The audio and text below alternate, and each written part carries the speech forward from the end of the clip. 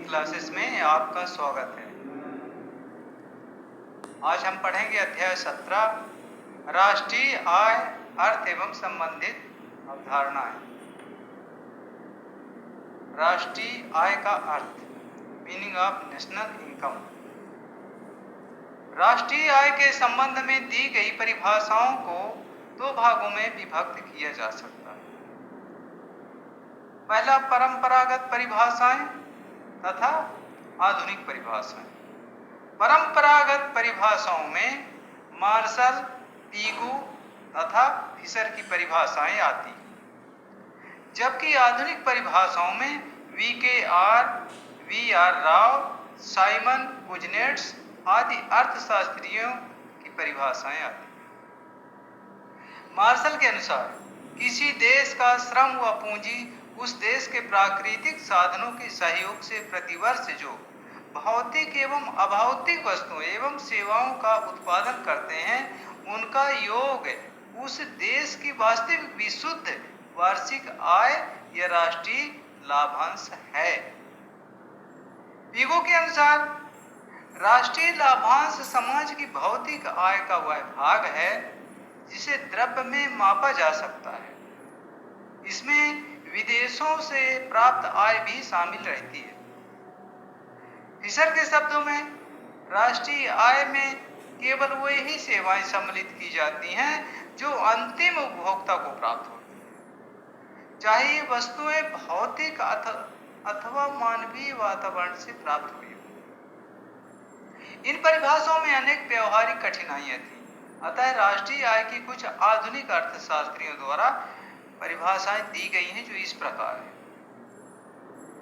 भारत की राष्ट्रीय आय समिति के अनुसार एक निश्चित अवधि में वस्तुओं एवं सेवाओं की बिना दोहरी गणना किए जो योग प्राप्त होता है वह राष्ट्रीय आय कहलाती है।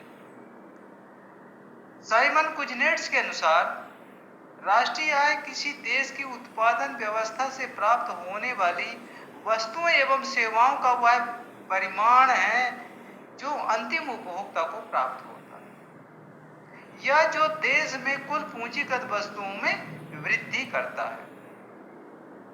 अतः निष्कर्ष के रूप में कहा जा सकता है किसी देश की राष्ट्रीय आय साधारणतः वहां एक वर्ष में उत्पादित समस्त वस्तुओं एवं सेवाओं के मूल्य का योग होती है,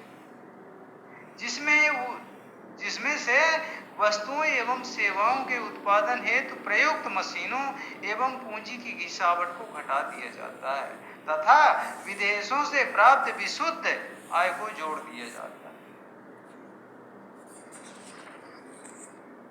इस परिभाषा से स्पष्ट है कि राष्ट्रीय आय किसी देश की निश्चित समयावधि, साधारणतः एक वर्ष की आय है। यह वस्तुओं एवं सेवाओं दोनों के मौद्रिक मूल्य का योग है। इसमें पूंजी की घिसावट को घटा दिया जाता है तथा विदेशों से प्राप्त विशुद्ध आय को जोड़ दिया जाता है। राष्ट्रीय आय के संबद्ध समाहार। राष्ट्रीय आय से तात्पर्य अर्थव्यवस्था के विभिन्न क्षेत्रों में एक निश्चित वर्ष में उत्पादित सभी अंतिम वस्तुओं एवं सेवाओं के योग से होता है।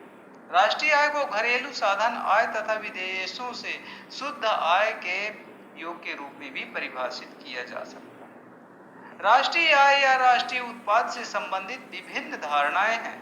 इन धारणाओं का आर्थिक विश्लेषण में अपना अलग अलग महत्व होता है, अतः इनका अध्ययन उपयोगी हो जाता है। राष्ट्रीय आय से संबंधित कुछ महत्वपूर्ण अवधारणाएं इस प्रकार हैं।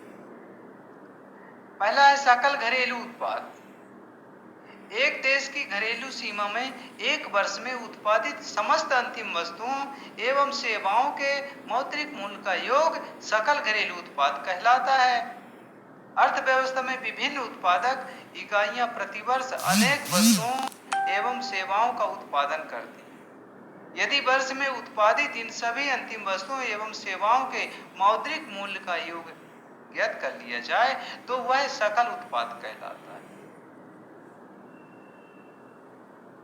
उदाहरण के लिए एक अर्थव्यवस्था में 4 वस्तुओं गेहूं, कपड़ा, मशीन तथा कार का उत्पादन 2000-2001 में क्रमशः 1500, 200 तथा 100 इकाइयों का होता है।